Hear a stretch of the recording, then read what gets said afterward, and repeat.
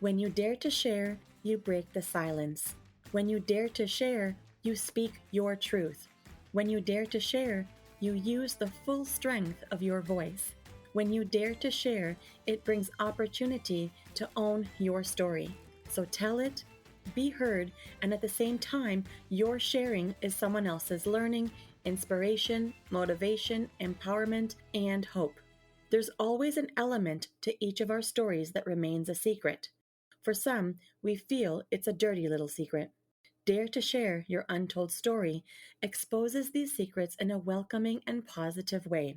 I encourage each of you out there to dare yourself to share what is yours to tell. When we dare, it is the courage to do something really important. Let this be a vow to each and every single one of us that we take risk, we brave, confront, and face what is, while inspiring and empowering all communities. So let's break that silence and tap into mental beauty. This is Salima Jadavji, your podcast host, a practicing clinical social worker, and your mental wellness connoisseur. Welcome to the Dare to Share Your Untold Story podcast, episode number 8. Depression can appear in disguise of one smile. To all my fellow listeners, before we get started, I'm just dropping in a note to give you a heads up that this podcast might be emotionally triggering for you. We do invite guests onto the show who share openly about extremely difficult life moments with exposure and impact of what the struggles have been like. The intensity of each episode could have a variable impact on your emotional and mental well-being based on your own personal story. If at any point the topic becomes uncomfortable or upsetting to you in any way, please do not pressure yourself to listen. Instead, be kind to yourself, do some self-care, and perhaps give another episode a try. Today, I would like to introduce our guest, Andrea Ancinelli from Unionville, Ontario. She is the mother of 2 teenagers, 3 cats, and married to her lovely husband. Even though her kids are known to keep her busy, she still has time to pursue business opportunities, especially helping others live their best life through the gift of isogenics, helping others manage their weight loss journey and earn an extra income at the same time are her business passions. Andrea attended Wilfrid Laurier University in Waterloo, Ontario. She was very happy to publish a book of short stories for young adults in 2007. This book is called Matching Panties, 13 Tales of Unmentionables. She enjoys running crazy Spartan races. She has completed 2 Spartan trifectas and multiple other mud races. She can also be found at fitness kickboxing and lifting weights at the local gym. Andrea is no doubt an energetic, devoted business coach. Welcome, Andrea. Thanks for hopping on to the Dare to Share Your Untold Story podcast. Thank you, Salima. I'm really happy to be here. Thank you so much for being a part of this podcast and for your willingness to share your support for taking a stance to help break barriers of mental stigma. That's part of why I decided to do this, was to help break the stigma, because it really is very important. Andrea, this podcast, as you say, is really important. Really, it's about bringing forward the untold stories that people go through, whether directly about a mental health struggle or something else. Since you and I have chatted about this before, we know that no matter the story, there is impact on one's own mental health in some way, which remains tucked away. So I am bringing this platform to people to serve in a way to break these barriers of mental stigma that have been conditioned in our society. And so today, you and I are really here to encourage people to share and tell what individuals typically have discomfort in sharing. Well, I'm happy to help in any way I can. There's only so much that you can say in a Facebook post, for example, or a blog or anything like that. I think really doing an interview like this is a much better way of getting the message out. Mm-hmm. Andrea, let me ask you, what did you think of the podcast when you first came to know about it? Oh, well, I thought it was a great way to show the variety of struggle that a lot of people go through and how it affects their mental health. Yeah, and that's exactly it. I didn't want to limit it to women or men or entrepreneurs. I kind of wanted it to be this idea of stories, all stories, and the ones that are tucked away. So, really allowing this to be a place for us to all unveil and delayer and bring forward so that we can share and teach and inspire. It's true because you know it's a story that's going to really show what is going on. I mean, you can talk about facts and figures all you like, but it's the story in people's heart that is really going to change things. Mm-hmm. That's right. Okay, Andrea, give us the newspaper headline of how you would title your untold story. How would that title read? Your smile can hide a multitude of pain. Wow. And so, can you share a little bit more about what this title means to you? Sure. You know, many people say to me, "You always look so happy. Um, you're a ray of sunshine when you enter the room." That sort of thing. And my smile is always very heartfelt and real. But what people don't know is that I suffer from depression, and so even though I am smiling, there could be quite a lot of pain in my heart that day, even though the smile is real. Mm-hmm. And so, tell us what your untold story is all about. I mean, I have a feeling you just started with the tips there by this title and sharing what it means to you. But yeah, what's your untold story all about? Well, it started quite a while back, but what people don't know about me from just first glance is that I take an antidepressant every morning. And the Mm-hmm. reason why I started doing this is because, I would find myself very, very down a lot of the time. And it wasn't because I have a terrible life. I have an amazing life. Mm-hmm. It's not about that. It's about a chemical imbalance in my brain. And the lucky part of my story was that my doctor got the dosage and the medication correct on the first try. And that's not something that happens with everybody. So that's something to keep in mind because sometimes it takes, several tries to get it right. I was Right. lucky. So this was happening a lot. I was finding myself unable to get out of bed, not able to look after my children properly. Fortunately, I have a husband who was able to step up and do what I wasn't doing that I normally would do. And finally, I had a major breakdown in the middle of the schoolyard of my children's school, and Mm-hmm. I actually passed out while waiting for them to come out of school.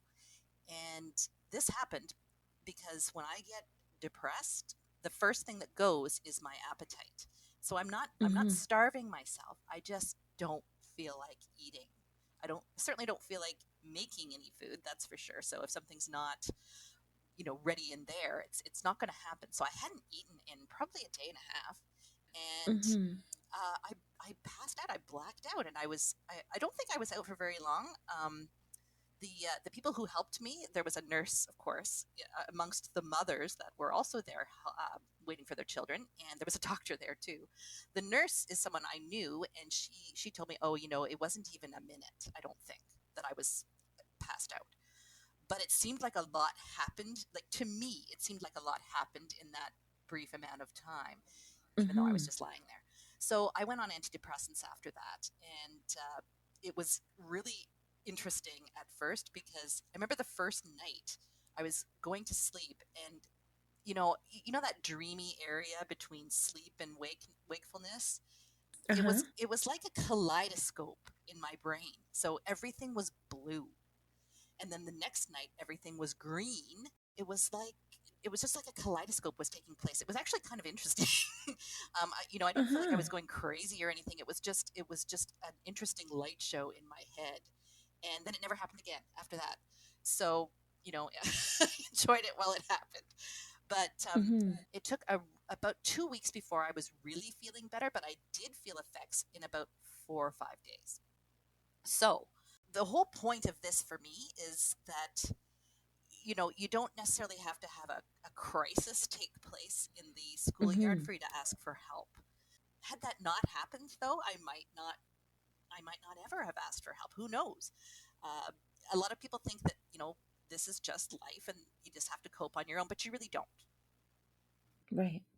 And, as you tell your story of journeying through this depression, asking for help, and then getting that help for yourself, it seems as though it became clear in your mind. I want to get help now, like right now in this moment. Like you had your light bulb moment. I did. And most of that was because of my children, because, if they had come across me, you know, passed out, I mean, if it had happened, say it had happened on the way home and it was just them looking after me, that would have been really terrible. If it had happened 10 minutes after it happened, it would have been a big, like, it could have been a trauma for them forever. So Right. I'm happy that I'm happy that it happened where it did, so that there were adults around, and I mean there was also medical professionals around, but also that it didn't happen in their presence. Yes. I mean, that's definitely a blessing for you that your light bulb moment came at a time where, even though you were close to your children, they didn't see what had happened. Right. And I would like to go back to your mention of the antidepressant medication. Many of my clients will say when they start taking it, it doesn't really make them feel good, or, with the first day or two, the side effects perhaps were really intense and they chose not to continue. Did you experience anything like this for yourself? What was it like for you? I understand that your doctor got it right the first time and it worked for you. And while the medication was the right medication, did you have any experience like that where you were kind of considering to not take them or having side effects that was kind of making you feel like it's better if you just didn't take the medication? Really, for me, the only side effect that happened was, and my doctor warned me about this. He said, this could make you really, really tired, or it could just make you wired. Tired or wired, really, was in my head. And I got the wired, so it was difficult to sleep. So he did put me on a sleeping pill to go along with the antidepressant, and that actually was more. There were more side effects to that, I thought, than anything else, because the next day, I mean, I would take it, you know, probably about 9 p.m., and I would be asleep by 9:30 for sure. Like about a half an hour after I took it, and so that's pretty early. And my kids were in school, so we were getting up early to take them to Mm-hmm. school and so on. And I found myself just with that sleep hangover, and Okay. that of course led to a whole bunch of other stuff. So, Mm-hmm. but that was really the side effect. Yeah, having gone through the depression for such a long time, like I know it kind of came to like fruition or realization for you when you passed out in your children's schoolyard unintentionally, and that the depression was so intense that you had all of this experience with lack of appetite, no desire to eat. I guess the way you spoke about it, it's as if like it was a seeable issue or concern at that point. So can you share more about how you were affected? Sure, putting the antidepressant itself aside for just 1 second, it was the sleeping pill that really had sort of a more qualifying or quantifying effect on me because of that sleep hangover the next morning. So I would get up and I would have to drag myself out of bed. And it wasn't the same kind of dragging myself out of bed that a depression would cause. It was, wow, I feel like I can't even get my eyes open. Before it was just like, well, I just don't really feel like getting up ever. This was a physical thing. I could not get out of bed for, Mm-hmm. a good few minutes. And I'm a morning person. So Right. this was a thing for me that was not really acceptable. But what that led to, of course, I don't drink coffee, which I Mm-hmm. know some people can't even imagine, but I don't. Yeah, And I'm a coffee person. it's not. I'm not against coffee in any way. I love the smell of it, but the taste of it just it doesn't happen for me. So I turned to Red Bull, and if you are Mm-hmm. drinking Red Bulls, I really recommend you stop right now because they are full of sugar, full of chemicals, and all sorts of terrible other crap. But it worked. It did get me going in the mornings, Mm-hmm. but it just leads to a crash later on. A few hours later, I would Mm-hmm. be having this desperate crash on the couch. And so then, because I don't drink coffee, I would have pop. So I would have a Coke or something with caffeine in it, whatever it was. I'm I'm sad to say that, this kind of led my life for a while. And it was just bad for me. And of course, it led to weight gain and all sorts of other, crazy sugar related issues. So it was not a good thing. It was not a good thing. But my doctor Mhm. said, okay, we'll cut it in half. Take only half the pill.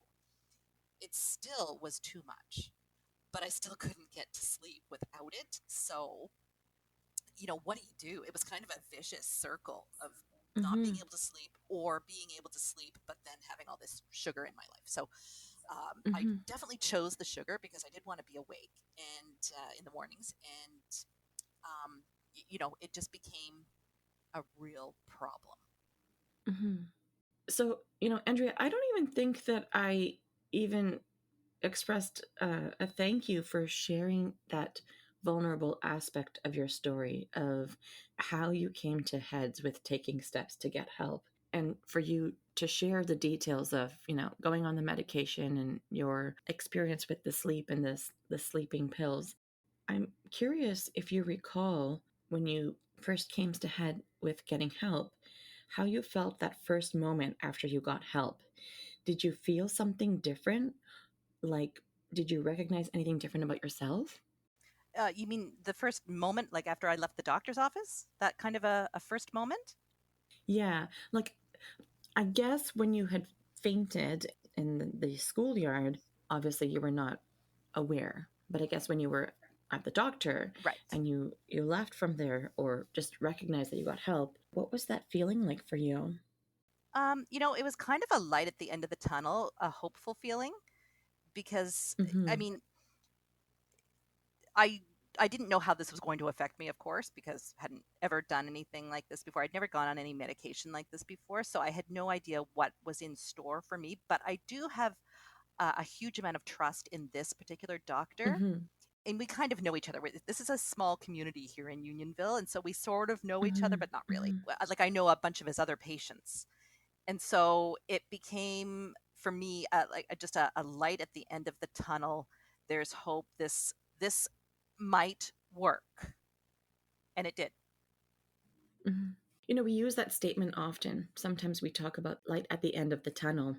Yes. And it sounds like you had a really true experience of that. Yes. I Like really did. you were in a dark place. You didn't even realize how it was impacting you until you realized how it was impacting you.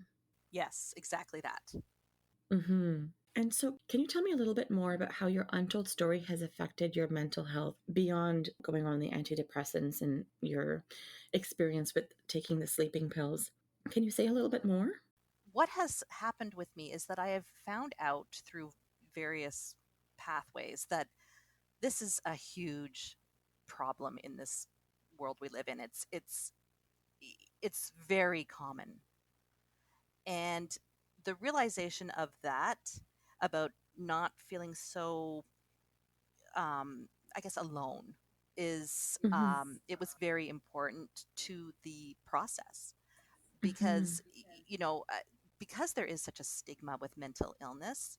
Hmm. It's not something that's talked about very often, whereas if you've got cancer, Hmm. for an example, uh, there's a lot of information out there, a lot. Yes. And I find that with mental illness, not even just depression, just anything, any type of mental illness, there's a lack, and it's because people don't want to talk about it. Yeah. Right. And that's why in this podcast, I'm daring people to share their Yes, stories. exactly, which is why I was quite happy to do it. Hmm. So, Andrea, while you were going through this, your mental health being affected, like this is like depression, a mental health concern. Do you remember what sort of symptoms that you experienced? Like, did you experience any crying spells? If you were to describe your mood, what would that have been like for you? I didn't have a lot of crying spells, actually. For me, it was more a lot of sleeping, Mm-hmm. and there was a lot of lying there staring at the wall or the ceiling or something along those lines. It was more like that. There wasn't a lot of crying. It was more an inaction Mm-hmm. for me, and just a lot of I don't feel like doing the things that I enjoy, that sort of thing. Mm-hmm. You know, um, this all happened towards the end of maybe mid-May, and the thing in the schoolyard, I mean, happened in mid-May, Right. and Okay. I was in a women's baseball league, and I was dreading the start of the season because I was thinking, oh, how am I going to go? Because I mean, the the the uh, the earliest or the latest games would start at the ungodly hour of 8 p.m. So, Hmm. how was I Right. going to be awake for 8 p.m.? Right. How do you stay awake when you're so tired? I was so tired. How was I going to manage getting there, Hmm. which, it's a 5-minute walk from my house? And, Hmm. how was I going to get through the game? I don't know. So there was that sort of a thing, like, how am I going to get through this? Instead of saying, yay, I've got ball tonight. Yeah, I mean, when you're that tired and your body is feeling that exhausted, it really can feel like a mission. Yeah, it is a mission. That's a really great way of describing it, is a mission to get through the day. Hmm. And for most people, getting through the day can, it depends on what you're doing, obviously, but it's not always an issue to just get through a day, unless it's a Right. particularly rough day. Yes, maybe, but an ordinary day, it shouldn't be such a task. Yeah. It also feels like when we talk about this from the angle of a mission, it also sounds a little bit like the impossible task when you're in the thick of depression. Yes, the impossible task is a huge thing that unless you're going through it, you don't even know it exists. And the impossible task can be something small. It's not like you're talking about, um, you know, reshingling your roof. That's not the impossible task. The impossible task is replying to that email that's hanging over your head. um, the impossible task is making that dentist appointment finally after waiting forever. Those are the Hmm. impossible tasks, and you can't even describe why it's impossible. It just is. Right. Yeah, it's like you're not able to use logic No, to there's no fight, logic involved. right? And would you say that like this is what you're judged for? Like not you specifically, but when a person is going through depression, right? Clinical depression, Yep. and you're not able to fight. You Yes. can't use logic. Your body is exhausted. You have no feeling, desire. Like there's nothing there that's able to get you going. Do you feel like that's a process that people can be judged for? Definitely, because really, why is it so hard to make that dentist appointment? It shouldn't be, but it is, and of course you're going to be judged for that. I am very guilty of not answering emails, and sometimes it is because of the impossible task issue. It is Hmm. just way too much for me to reply to that email, and for some reason, I might be able to reply to 10 other emails, but that one is not. And like you said, there is no logic involved. There's no rhyme or reason to why that email is an issue. It's Hmm. probably some tiny issue that's tucked back in the middle of my head that I don't even realize. And you can be judged because some poor person out there is waiting for their email. So, Right. But it's also not laziness either, no, right? it's not laziness. I would love to just do that email, and eventually it will happen. It just Right. won't be that day, or it might not even be for a week. Who knows? But it will happen. And Hmm. it's not laziness, because maybe I did 45 other things that day that Right. were not lazy. So it's It's so just interesting, though. Yeah, it it's so is. interesting how the mood is impacted in this way, right? Like, It is. It's fascinating, really. it's not laziness. The way you're describing it is there's nothing here. There's no energy left. I'm feeling fully depleted, AKA, this is the impossible task. Yes. And it can happen. Like, I mean, it even still happens to me now sometimes, regardless of how much medication I'm on. Which it that the impossible task is just it's just insidious with depression, I think. Mm-hmm. Yeah, and I'm really glad that you're able to open up and speak about your perspective about this impossible task, because this is the very same feeling and description that has been told to me many a time in the therapy room by some of my clients, and I think it's so helpful to listeners to hear it from another person like yourself, someone who's journeyed through it, this experience. And, this impossible task, I think, is a great way of coining it. And I think I might use that term more in the therapy session. It could help clients better understand that it's not them, it's the depression, and to not judge themselves for it, even. True. Because, someone from outside is going to judge them, maybe, but they certainly shouldn't be judging themselves. Right. Because there is a big difference between, I mean, everybody has their lazy days.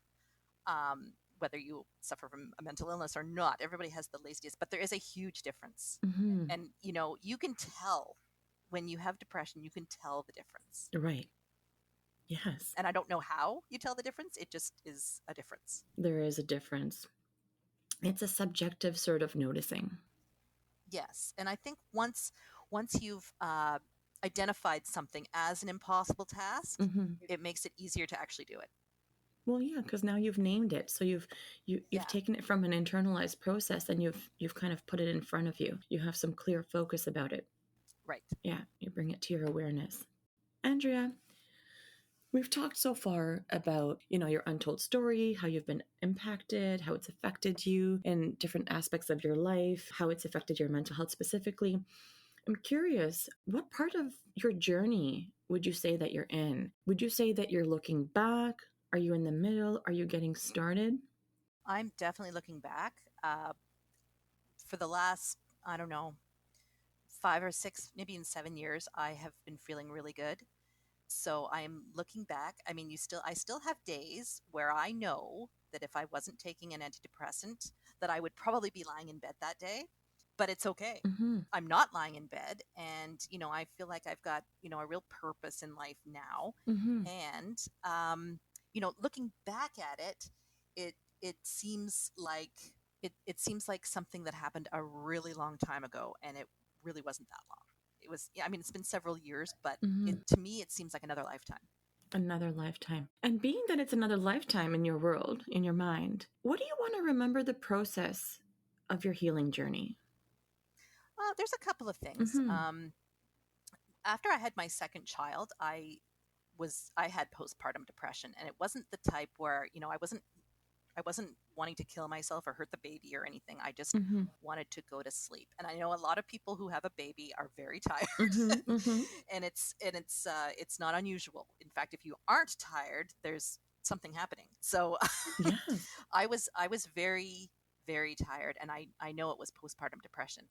And I did start seeing a therapist.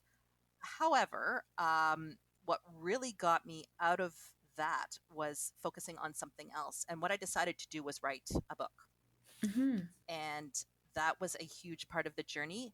That book, not only did it get me going Mm-hmm. in terms of some healing, it was a huge distraction from anything that I was actually feeling, because I could sort of lose myself in the characters. Right.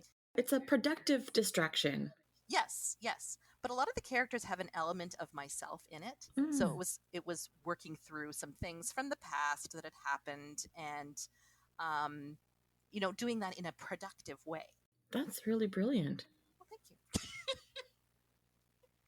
I didn't really do it consciously. It was happening. No, like I'm just you're explaining this, and I'm just trying to walk it through in my mind, like that you use different Hmm. parts of yourself, like with these characters, and there's parts of you in these characters. What a way to sort of map it out, or just give yourself an opportunity to separate from it for a moment, but in a way where you're still connected, so you're able to put yourself in a different perspective. Yes. The nice thing about fiction is that you can do whatever you want with it. So, I can change the ending of the story. Mm-hmm. I can keep it the same if I want to. I can also work through whatever was going on. And it was something I'd always wanted to do anyway. So the idea of doing something that you've always wanted to do is a great thing for healing if you are able to do it. Right.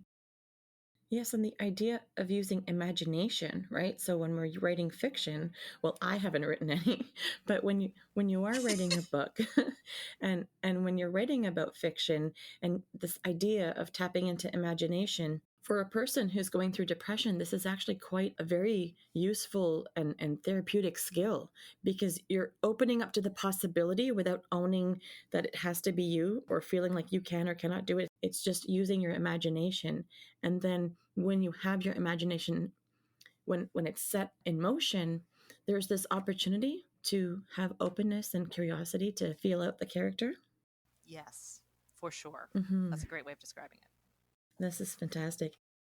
And, I'd like to ask you if there's anything else that you could share from the realm of what you're grateful for with encountering this journey through depression so far and journeying through resilience of all that you've overcome. I know that we spoke about the book and, the whole idea of just being able to ask for help. Is there anything else that you say that you're grateful for? I'm amazingly grateful for my husband because not everyone has a supportive spouse or a spouse at all Mm-hmm. when they're going through this.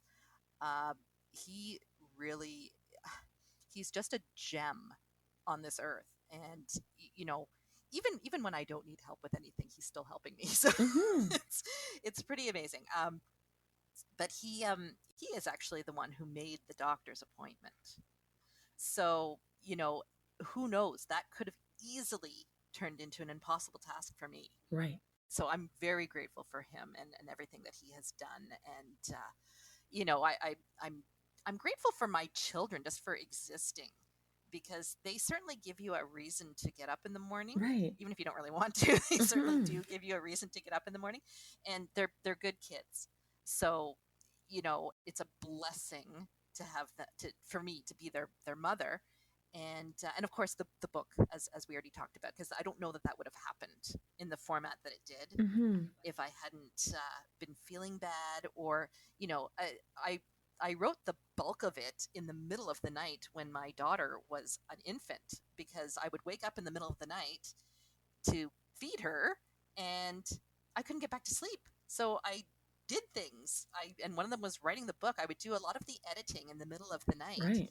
and then the following afternoon I would do the edits by just handwriting, Right. and then I would put them into the computer the next afternoon while she was napping. Mm-hmm. And some of the time she didn't want to nap, so she would just sit on the she would lie on the floor under the desk. So, if she wasn't there to give me that sort of Mm-hmm. time Mm-hmm. structure, I don't know if it would have happened. And my son was a beautiful napper. So Mm-hmm. so a lot of it took place while he was napping.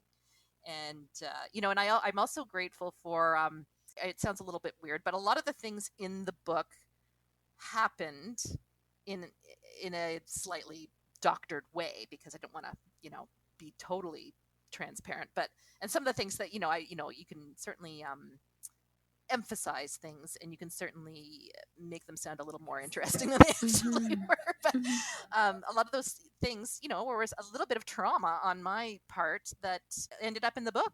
So I'm grateful for them. Right. And and despite everything that you've shared and everything that you've gone through and journeyed through, I'm just seeing or hearing you talk about your supports and that you had some backbone, right? You had backbone to recognize that you needed to get help and then go do it. And your husband was there to back you up, and your children gave you a reason. And the whole book writing idea, that's just monumental. Well, I'm not saying that everybody can do that, but you can find something else. Hmm. For some people, maybe it's painting. For some people, maybe it's yoga. For some people, maybe it's meditation. Something like that can help. Yeah, but it's inspirational. For you, it was a book, and one that to me seems very monumental. But at the same time, you're right. It doesn't have to be something, it doesn't always have to be a grand thing. But the idea is to put your energy into something that's productive, perhaps, or to even do something that brings you joy while you're still focusing on something, right? Yes, yes. Now, the difference with the book is that I had to become obsessed. In my opinion, to do really good writing, you have to immerse yourself in it. Mm-hmm. And because I had small children who, caring for small children came very naturally to me, so I didn't have to put a lot of thought into it. Right. So I was able to do that, properly Mm-hmm. without taking my mind off the book. And, really, I didn't think about anything else when I was writing that book. When I was in the throes of writing it, I didn't think about anything else. Right. It was okay, and you have to, because you just don't know when ideas are coming to you. Right. They could show up at any time. And I remember there's one story in that book. It's a what it is it's a book of linked short stories. So all of the stories link to at least two other stories in the Mm-hmm. book somewhere. But there was one that I was having a lot of trouble ending it. Like, how do I end this? And I was sitting in the doctor's office Mm-hmm. for one of my gynecology follow-ups after having my daughter, Right. and it just dropped on me like a bomb. Wow. This how to end it, and I was just sitting there. It's interesting when our inspiration just drops into our lap, right? Yes, yes. Mm-hmm. Right. This is wonderful. Andrea, what is your key message to the listeners of our show? The key message, I think, is if you're out and about and someone is behaving badly, or even if they're not behaving badly, you just don't know what's going on in their life. So just be kind to everybody as much as you possibly. I mean, there are some terrible people out there. I acknowledge that. Mm-hmm. However, you might be dealing with an actual good person who is dealing with a lot of mental health issues. You just don't know. Mm-hmm. So just be kind as much as you possibly can. Doesn't mean you let people walk all over you. Mm-hmm. It just means, just show some dignity to everybody. Mm-hmm. Show dignity. And it also, I'm hearing you say, as you have been throughout our conversation today, you've been sharing this idea that I have an amazing life. It doesn't mean that I can't be depressed and that I don't suffer from depression. Exactly that. It's not about how your life is. You could be the happiest, most privileged person on earth. It doesn't mean that you don't have a chemical imbalance in your brain. Mm-hmm. It's and the opposite. You could be in the depths of poverty and still be really happy. Right. It's not about that. It's about your brain and how it operates. I mean, now, even we were talking about looking back a few minutes ago. Mm-hmm. Just looking back at my parents, I can see that they had some elements of depression. Right. They're, like my mom used to sleep a lot. Mm-hmm. I mean, she used to sleep a lot, Mm-hmm. and like we all had pretty good lives. Right. But I know that she was depressed. I know it. So, and the same thing with my father, with a few different elements. But it's not about how good or bad your life is. It's about your brain. Mm-hmm. And what's your take on when people say things like, what does she have to be depressed about? Oh, that's my favorite. That's my favorite because it's just so false. It's not about what do you have to be depressed about. I mean, there are times it's the problem with it is that we use the word depressed to just describe our general mood sometimes. And so I think it gets confused with feeling sad and being depressed. Mm-hmm. It's an incorrect description of what is going on. Yeah, I agree. It's she's got a great life. Yes, thank God she has a great life. That's amazing. But she still needs to take this little pill every day to make sure she can enjoy it. Right. I agree with you, that people often confuse the word depressed as a mood or an emotion rather than seeing it as a diagnosis of clinical depression. I mean, I do it all the time. I do it all the time myself. It's just like when someone says, "Oh, I like to have my desk perfectly neat before I can work properly." That's not an OCD. Mm-hmm. An OCD is something completely different, but we use it all the time as a general thing. Yeah, we use it to describe mood and emotion. And so when someone makes the reference of, what does she have to be depressed about? She's got a good life. I find this kind of question or statement like I said, it's referring to one's mood. And that's where the judgment lies, and where I feel that's where the confusion sits. So the judgment is about Yes. the perceived mood that they think is being expressed, not the struggle that's being described, right? Because you could very much be saying to someone Right. how you're having a really crappy mood or crappy day, and things are not going well, and you might be describing what it's like because of your limitation at that time. Right. And people go straight to thoughts of oh, it's her mood. Right. I feel like because we live in a very abundant country, people may say, "Oh, we've got nothing to complain about," which I agree with on certain terms. I do. Like we've got plenty of clean water, for example. For most of us anyway. We've got, we like none of us are really going to starve to Mm-hmm. death. That sort of thing. So what have we got to complain about? Right. Well, nothing really. But it's not about complaining. Mm-hmm. It's about um, an illness, just like anything else. Like if I broke my leg, I might complain about it. Right. I would have to get some help with that broken leg. Right. And there's this idea of permission to express. Yes. Yes. Right. So, Andrea, any other key messages for the listeners? Well, maybe we should sort of keep a more mindful approach to how we speak sometimes. Mm-hmm. I'm very guilty of saying, "Oh my God, I'm so depressed," which I'm really not on that particular day. I'm not. I'm just, "Oh, I'm so depressed because they ran out of, the particular whatever at the store." Mm-hmm. "Oh, I'm so depressed. My curling team lost. I'm so depressed." I'm not depressed over that. I'm slightly annoyed. Right. That's all I am. So maybe just be a bit more mindful of how we speak and how we use certain words because, they really do matter. Language matters And for sure. it's language does matter. And I mean, it's not just about this, it's about a lot of other things. And I mean, it's very difficult for people to constantly be on top of themselves about how they speak Mm-hmm. because it's just not the way we operate. But, over time, I think we can improve. Right. Absolutely. And any other advice? Any other messages to the listeners? If you are feeling unwell, it's not a sign of weakness to ask for help. It is a sign of strength, and I know that's a huge cliche, but it's so true. Yeah, it's a Uh, step you forward to know, wellness. it is, and if you have any desire to speak to someone, there's a lot of really great people out there who can help. Not every therapist or psychiatrist is created equal. Mm-hmm. It's kind of like with the medication. You might not find the right one on the first try. Mm-hmm. It doesn't mean you can't try somebody else because there will be a fit out there for you somewhere. And the other thing is that with medication, um, I think a lot of people feel like their all their emotions will go away if they go on an antidepressant, which is not true. Mm-hmm. I still am able to feel a huge amount of joy, Right. and real sadness. Mm-hmm. I'm absolutely able to do that. So, it's it just helps, and don't be afraid to ask for help. Yeah.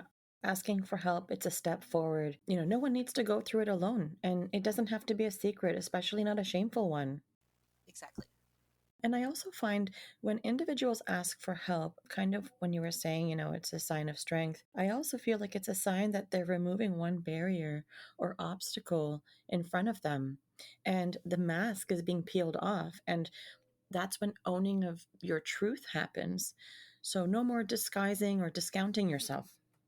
Right. And if you do find yourself in a doctor's office, um, don't be afraid to tell it like it is because they have heard it all before. You really can't shock a doctor. I Mm-hmm. don't think so. Don't be afraid to say it as it is because if you don't, Mm-hmm. I mean, they can only work with what you tell them, first of all. Right. And secondly, you have a much better chance of getting the correct treatment if you are telling it all. Mm-hmm. Absolutely. It's a dual process. So you're the expert of you, and the doctor's the expert in medicine. So if you work together, you Yes. can sort of be on the same path.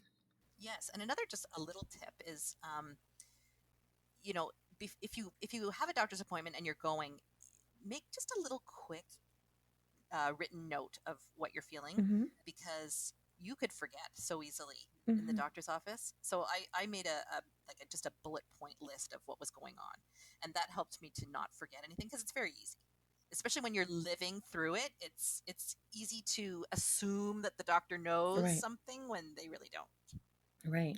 Yeah, these are really great tips for the listeners. And there's one that I'd like to add, and I think it's just because I've been hearing you talk a lot about, basic physiological things from your experience, right? Yep. So eating food, sleeping, Yes. hydrating, right? Um, these are essential. And I feel like as you were talking about some of these things, especially when you're talking about not having an appetite and all of that, my mind straight it went to, Maslow's hierarchy of needs, and how what's the foundation of your health, nourishing your body, right? Those basic needs: food, water, air, shelter, clothing. So these basic needs is a great starting point as well. Yes, and as much as possible, if you can eat healthy food, it's definitely, it does make a difference. You might not feel like it, Hmm. but if you can, please do, because it it makes such a huge difference. And I mean, you know, doing something like what I was doing with the Red Bull it probably added so much more to it than I needed to have added, because Hmm. of all the crap that I was ingesting on a daily basis. Right. It wasn't like was just having one once in a while. It was every single day. Hmm. So it was bad. And so healthy food, is a really important thing. And getting the water, sleep, all that sort of thing, because you don't want to be dehydrated, because that can lead to a whole bunch of things like headaches and so on, and that just adds to the whole problem. Right. Yeah. So, Andrea, I'm curious about what is your game changer inspiration that is close to you that perhaps reflects your untold story? So, is there like a book or a quote or something that speaks to you? I think it was Winston Churchill who said, "Never, ever, ever give up." And the reason why that resonates with me is because there's so many times in my life that I could have given up Hmm. and didn't. And it's also something that I still apply now if I'm trying to get something done. I mean, I easily could have written half a book. I was in that baseball league for 10 years. I easily could have left after the first year, but I didn't. Even though I was, I was, shall we say, I was a mediocre player. on the, I was on the lower side of mediocre. So, I easily could have left, but I enjoyed it. So I kept going. Um, and, it's also something that I tell my kids. It is so clear, it is so direct, and I think it really charges your mind I'm saying it right now, and I'm like, oh my goodness, never, ever, ever give up. Yeah. And I mean, there's also the winners never quit, quitters never win. That is also something that if I'm having trouble with something, I might throw that through my brain a few times. And that was Hmm. something that do you know of the motivational speaker Lisa Nichols? Hmm. She did a talk at an event that I was attending late last year, and she talked about that quote. And she was talking about a swimming race that she was in. Hmm. So it can be applied to anything. Yeah, It can be absolutely. applied to your work. It can be applied to your marriage. It can be applied to many things. Yeah, it's very applicable. It is, but there is a time where you do need to walk away. But exhaust everything first Hmm. before you walk away. It sounds like these really helped you along your journey. They did.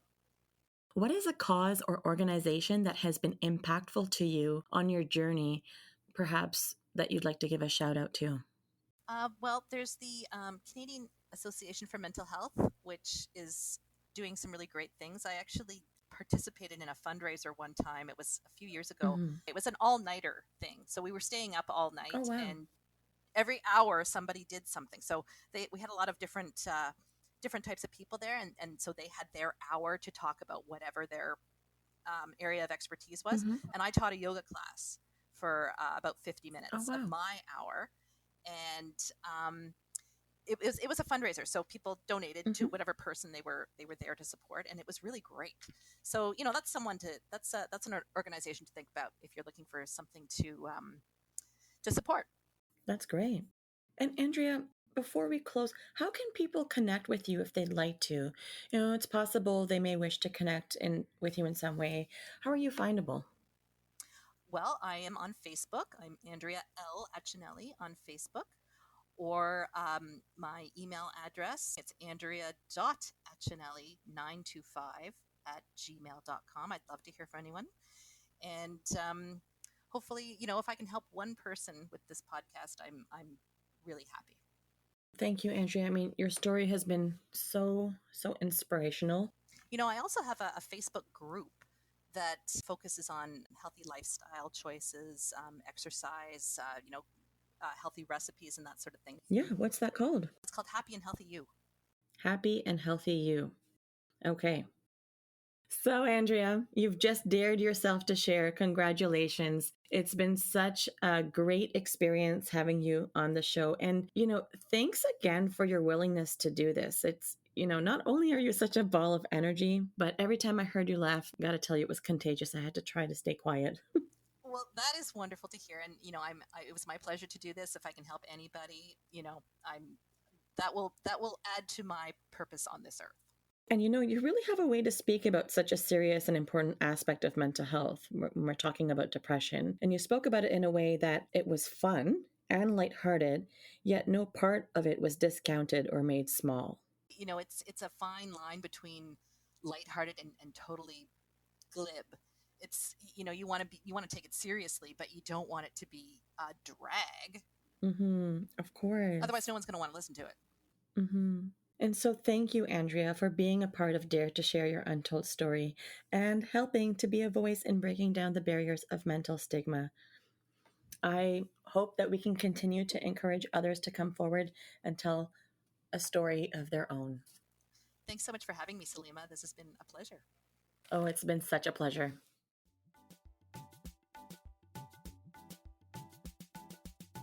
To all of our listeners, if you like what you've been hearing on this podcast and you want to be part of breaking down barriers of mental stigma, I invite you to go wherever you are listening to the episode and hit subscribe. Leave us a comment or a review of the episode and maybe how you relate to it. To learn more about what we offer, visit www.daretoheal.co. And if you are feeling ready and brave to share, please submit your story by visiting www.daretoshare.co. Thanks for joining in.